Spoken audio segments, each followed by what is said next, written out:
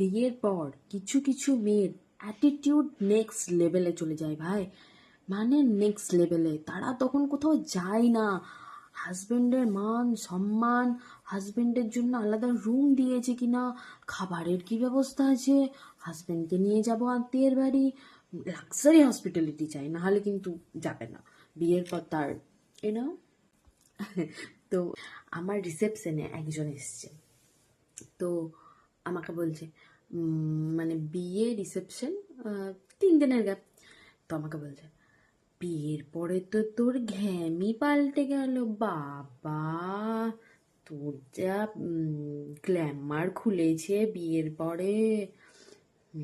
তো এইভাবে বলবে, মানে বলার বক্তব্য হচ্ছে যে রিসেপশনের লুকে তোকে দেখতে ভালো লাগছে, এটা স্বাভাবিক ব্যাপার, সবাইকেই লাগে, একটু সিঁদুর টিঁদুর পরে তো ভালোই লাগে না, বাট সেটা কিন্তু ওইভাবে বলা যাবে না, সেটা কিন্তু এইভাবে বলতে হবে।